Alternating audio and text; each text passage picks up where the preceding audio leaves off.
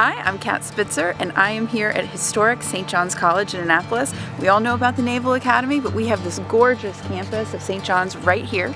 And we are so excited because today we are going to see an exhibit that is opening in like 1 hour. So we are excited to be able to check it out, and we're getting a personal tour. So come join me on a tour for William Shakespeare.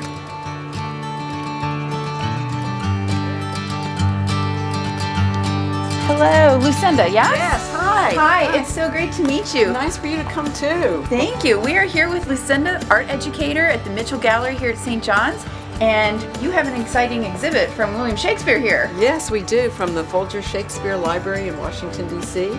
We have the first folio, and it's a wonderful book from 1623. And the real book is right here. The real deal. The This real is very leather, exciting. the real paper. Oh, wow. Yeah. Let's go check that out. I can't wait. Okay, good. Come into the inner sanctum.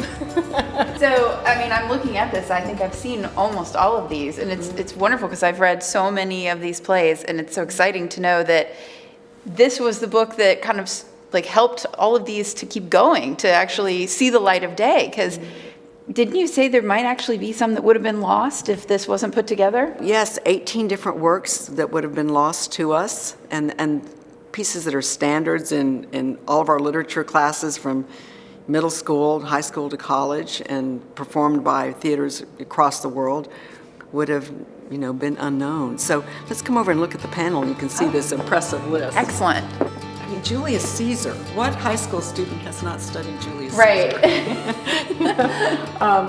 As you like it. Yeah, Macbeth. Double bubble, Indeed. toil and trouble. The Taming of the Shrew, and all of its iterations and movies, Twelfth Night. Yes, I mean, it's just amazing. Now, you say they would have been lost. Is it because he had just done them in his own handwriting and they had never been published before? Right, they had not been published. They were just scripts, that actors had. Wow. And so it was actually through two friends that compiled all the plays together after Shakespeare died.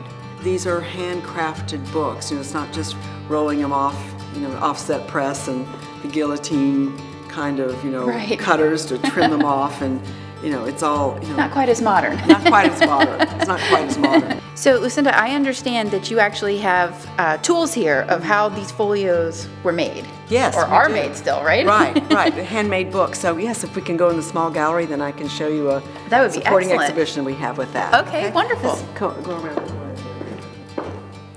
So these are some of the tools of how Shakespeare's folio was actually made. Exactly. So this would be, just a plain piece of paper that would be carefully folded. And then you would put this into a holder, and with an awl, this is a plastic one, but they would have had a beautiful wood handle, and you would pierce, and of course this would be done on a desk. And you pierce it right in the crease there. Right in the crease. And then what you would do with this linen thread, which has been put through wax. So the wax helps ease the thread through. And so in a small example here, then what you would have are a series, this is a signature. And so here's a series of signatures.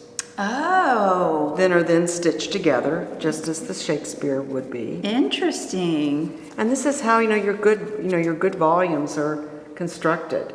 Now consider all of these pages, because that's some 900 pages. And would this be pretty solid? Like this would make these books last for Exactly. a while? Yes. Exactly. Okay. So it's not going to be like your trade paperbacks and Right. you crease too much and pages fall out. Yes. These are sewn. These are sewn in. Okay? Now I have to see it. Okay. All right. we'll Let's take a look. All right. We'll get the drum roll. And maybe we'll genuflect before. Right. You can sort of hear it sing. It's amazing that these pages are from 1600s.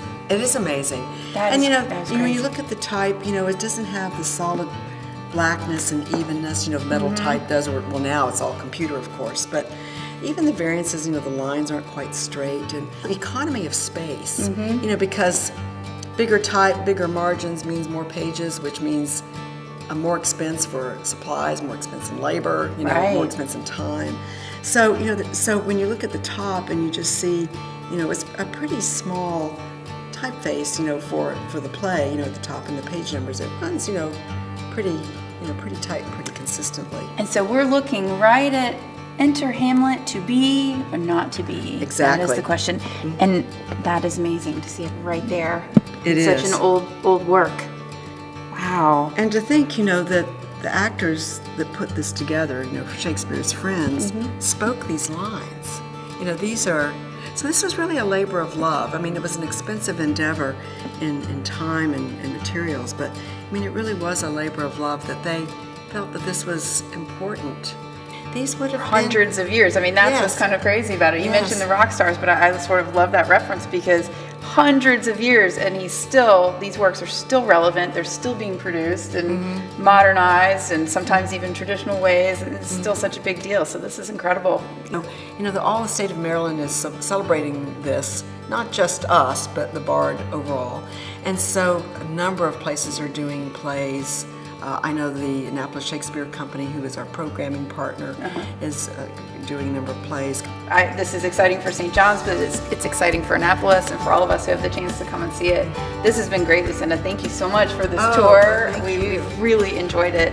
And I will look forward to our next stop on our tour of historic Annapolis. See you next time.